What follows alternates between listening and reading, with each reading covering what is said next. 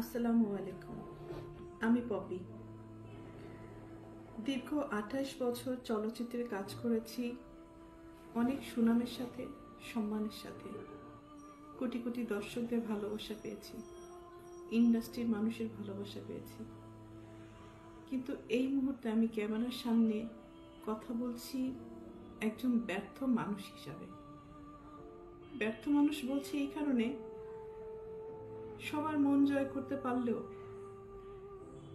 দীর্ঘ ২৮ বছর আমি যাদের জন্য কাজ করেছি, যাদেরকে এই হাতে লালন পালন করেছি, তাদের কাছে আমি অযোগ্য একজন মানুষ। তাদের মন মতো চলতে পারিনি, তাদের মনের মতো করে নিয়ন্ত্রিত হতে পারিনি। হয়েছি, একসময় হয়েছি, কিন্তু এখন হতে পারি না। তার করে বলেছি আমি একজন ব্যর্থ মানুষ। একটা মানুষ তো সবসময় সবার কাছে ভালো হতে পারে না, সব সময়ের জন্য ভালো হতে পারে না। আমি যখন ইনকাম করেছি, দু হাতে দিতে পেরেছি, লুটাতে পেরেছি, তখন আমি আমার পরিবারের কাছে অনেক প্রিয় একজন মানুষ ছিলাম। এখন দিতে পারি না, হয়তো তাদের প্রয়োজন অনুযায়ী, যার কারণে আমি এখন তাদের কাছে গলার কাটা, শত্রু এবং অপছন্দের একজন মানুষ। দীর্ঘ 2 দিন যাবৎ আমি আসলে দেখলাম যে আমার পরিবার কতটা নিচে নামতে পারে, কতটা হীন পরিচয় দিতে পারে, কত হিংস্র ব্যবহার করতে পারে, কত নোংরা শব্দ ইউজ করতে পারে। সাথে আমার মিডিয়া, তারাও আমার একসময় চলার পথের সঙ্গী হিসাবে কাজ করেছে। মিডিয়ার কাছ থেকে সবসময় আমি সহযোগিতা পেয়েছি, ভালোবাসা পেয়েছি, সাপোর্ট পেয়েছি। কিন্তু আমার পরিবারের কয়েকটা মানুষের মিথ্যা কিছু কথাবার্তা, মিথ্যা অভিনয়, মিথ্যা নাটক, মিথ্যা অভিযোগ বলার সাথে সাথে যে মানুষগুলো আমাকে সব থেকে বেশি চেনার কথা, জানার কথা, সাপোর্ট করার কথা, সেই মানুষগুলো ওই মানুষগুলো আমার পরিবারের মানুষগুলোর কথা অনুযায়ী আমাকে ভুলভাবে আমার দর্শকদের কাছে বলেন, বাংলাদেশের মানুষের কাছে খুব বাজেভাবে উপস্থাপন করেছে। তো এর থেকে দুঃখজনক আর কিছুই হতে পারে না। যাদের জন্য কাজ করেছে আজকে তারা কেউই আমার না। এই জন্য হয়তো আল্লাহ বলে, যার যার জীবন হিজ হিজ হুজ হুজ, কিয়ামতের মাঠে কেউ কাউকে চিনবে না। তো একটা মেন পয়েন্টে আসি। আজকে যে অভিযোগগুলো আমার মা আর বোন করছে, খুব স্ট্রংলি আমি প্রতিবাদ করলাম। এর পুরোটাই মিথ্যে, বানোয়াট, এবং তাদের স্বার্থ উদ্ধার হয়নি বলে আজকে সত্য একটা জিনিসকে অসত্য বলে প্রমাণিত করার চেষ্টা করছে। আমি একজন শিল্পী মানুষ, আমি কি ভূমিদস্যু? আজকে যাদেরকে আমি এই 2 হাতে ছোটবেলার থেকে লালন পালন করেছি, যাদেরকে আমি মানুষ করেছি, আমার জীবনের অনেকগুলো সময়, সুন্দর একটা সময়, প্রতিটা মানুষের একটা সুন্দর সময় থাকে নিজের জীবন উপভোগ করার সময়, সেই সময়টা আমি তাদের জন্য ব্যয় করেছি, তাদের পিছনে ব্যয় করেছি, তাদেরকে মানুষ করার জন্য। কারণ আমার বাবা মায়ের সন্তান আমার সন্তান না, কিন্তু তারা তো আমার দায়িত্ব না। তারপরেও আমি আমার ভাই বোনদেরকে নিজের সন্তান হিসেবে লালন পালন করেছি, দায়িত্ব পালন করেছি। নিজের ভবিষ্যৎ, নিজের ভালো লাগা, মন্দ লাগা, অনেক কিছুই বাদ দিয়ে দিয়েছি শুধু আমার ভাই বোনদেরকে মানুষ করার জন্য। কিন্তু এখন এসে দেখলাম মানুষ তো হয়নি, হিংস্র কিছু পশুও বলবো না, পশুরা তো আসলে খুব কৃতজ্ঞতা থাকে পশুদের মধ্যে, কিন্তু এদের মধ্যে সেই কৃতজ্ঞতা বোধটুকুও নেই। আর উপরের দিকে থুতু ফেললে তো নিচের দিকেই আসে। কাদের নামে অভিযোগ করব? অভিযোগ তো আসলে করে বাইরের লোকদের মানে নামে। আর আমি যেহেতু আমার ভাই বোনদেরকে, আমার বাবা মাকে অনেক ভালোবাসি, যার কারণে আমার জীবনে আমি অনেক কিছু ফেস করেছি তাদের দ্বারা। নির্যাতিত হয়েছি, লাঞ্ছিত হয়েছি, অপমানিত হয়েছি। নিজের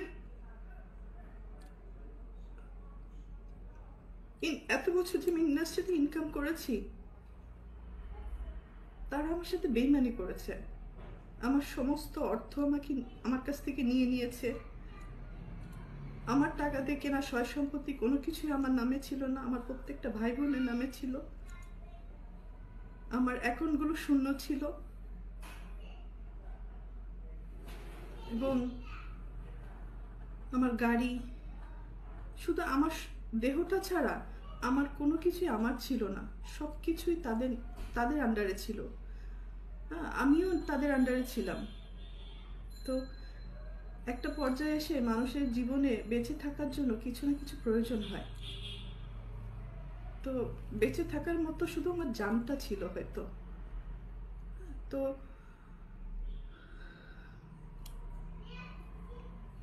একটা পর্যায়ে এসে যখন আমি জানতে পারলাম আমার পরিবারই আমার সাথে বেইমানি করেছে, আমাকে ঠকিয়েছে, আমার সব কিছু কেড়ে নিয়েছে, এগুলো জানার পরে আমি চুপ ছিলাম।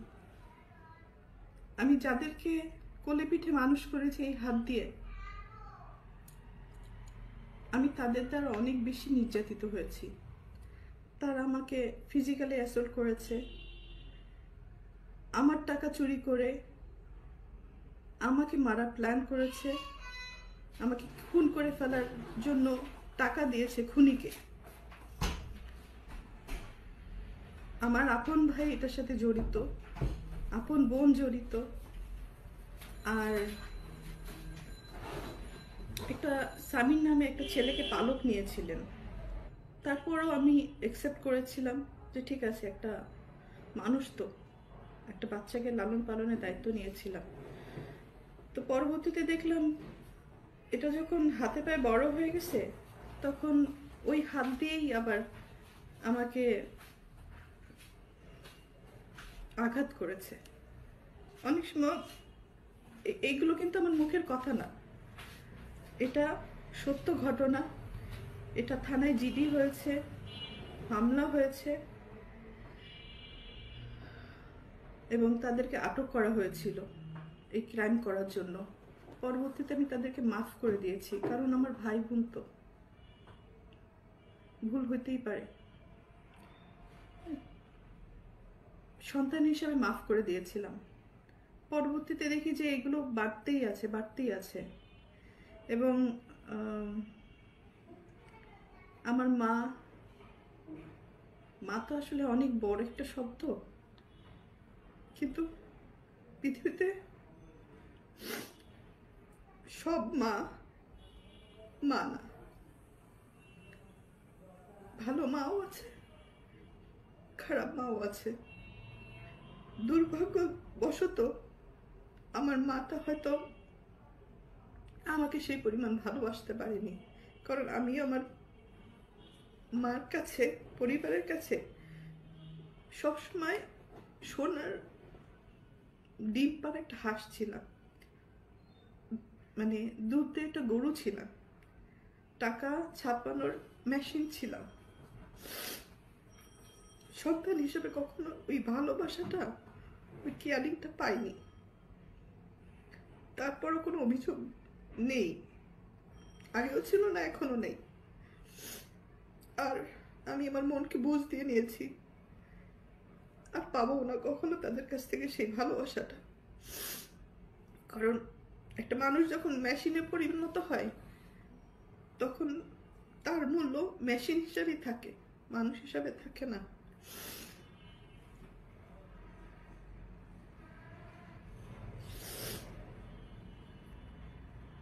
তো যাই হোক, আমার বাপ মা আমাকে আমার সাথে অনেক বড় বিশ্বাসঘাতকতা করেছে। আমার সমস্ত টাকা পয়সা আমার বোনের অ্যাকাউন্টে শিফট করেছিল। তো তারপরে আমি কিছু বলিনি। আমার ইন্ডাস্ট্রির কিছু মানুষ, আমাকে যারা ভালোবাসে, তারা আমাকে সাপোর্ট করেছে। ওই সময় 2007-এর ঘটনা বলছি, মানে একটা টাইমে আমি যে জানতে পারলাম কোনো কিছুই আমার ছিল না। পরে আমাদের ফিল্মের কিছু মুরব্বীরা মিলে এটা সেটেল করে দিয়েছিল যে পপির একে শূন্য হাতে মেয়েটাকে রাস্তায় ফেলে দিলেন। বিশেষ করে আলমগীর ভাইয়ের কথা বলবো, কারণ আলমগীর ভাই আমার কাছে, হয়তো আপনাদের কাছে হিরো, কিন্তু আমার কাছে একজন, বলবো যে আমার সবচেয়ে বড় ওয়েলিশার ছিলেন বাদল খন্দকার। আরও আছে, আরও অনেক কাছের মানুষ আছে, তারা এই প্রবলেমগুলো ভিতরে ভিতরে জানতেন এবং ওনারা আমাকে অনেক সাপোর্ট করার চেষ্টা করেছেন। আমার বাবা মাকে ডাক দিয়ে বললো যে ওর কিছু জিনিস ওকে ফেরত দেন, কারণ এটা তো একটা মেয়ে, হ্যাঁ, ওর জীবনে বেঁচে থাকার জন্য কিছু না কিছু ফেরত দেন। তো তখন আমার বাবা মা কি কারণে আমার সাথে বেইমানি করেছিল আমি জানি না, হয়তো এরকম ঘটনা অনেক আছে। আমাকে আলমগীর ভাই একবার বলেছিল যে এটা, এই সেম ঘটনাটা শাবানা ম্যাডামের সাথে হয়েছে। কারণ আমি না তখন মেন্টালি খুব আপসেট ছিলাম যে আমার বাপ মা ভাই বোন আমার সাথে এরকম করলো, বিশ্বাসঘাতকতা করলো, আমার সাথেই করলো। তখন আলমগীর ভাই আমাকে বলেছিল না, এই ঘটনা এর আগে অনেক মানুষের সাথেই হয়েছে। তো সেই সান্ত্বনা নিয়ে হয়তো আমি বাকি জীবনটা পার করতে চেয়েছিলাম এবং কাজ করে আমি আবার সার্ভাইভ করেছিলাম। তো বিগত কয়েকদিন যাবৎ একটা নিউজ বারবার করে আমার মা বোন এস্টাবলিশ করার চেষ্টা করছে যে আমি জমি দখল করতে গেছি।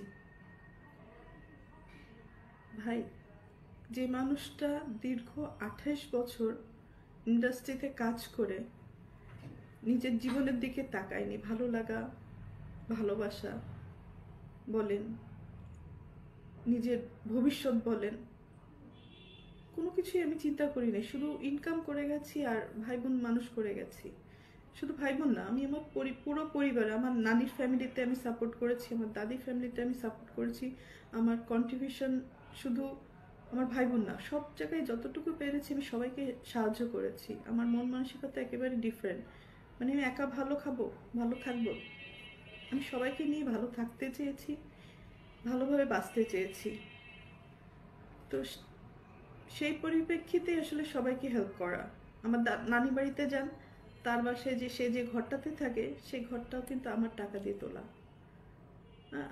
আমার মা যে ঘরটাতে এখন খুলনাতে থাকে সেই ঘরটাও আমার টাকা দিয়ে তোলা।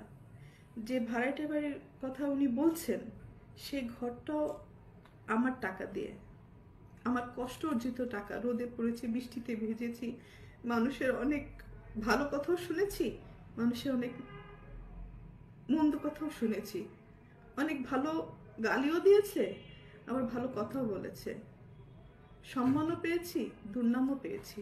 তো সব কিছুর ঊর্ধ্বে হচ্ছে আমি একজন মানুষ। তো আমি আমার ফ্যামিলিকে সাপোর্ট করতে যে এই যে ঘরের কথা বলছি, সেই ঘরটা কিন্তু আমার বাবার 11 কাঠা জমি।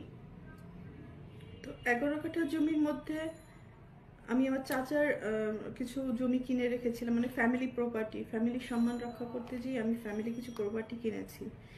তো আমার চাচার অংশ কিনেছি, আমার ফুপুর অংশ কিনেছি, আমার বাবারও কিছু অংশ বিক্রি করে দিয়েছিল বাইরে, পরে আমি নিয়েছি কিনে এবং ওখানে ঘর তুলে দিয়েছি।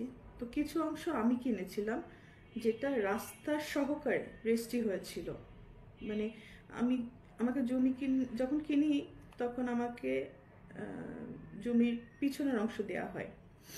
তো পিছনের অংশে যেতে গেলে আপনারা সবাই জানেন এটা নর্মাল একটা জিনিস।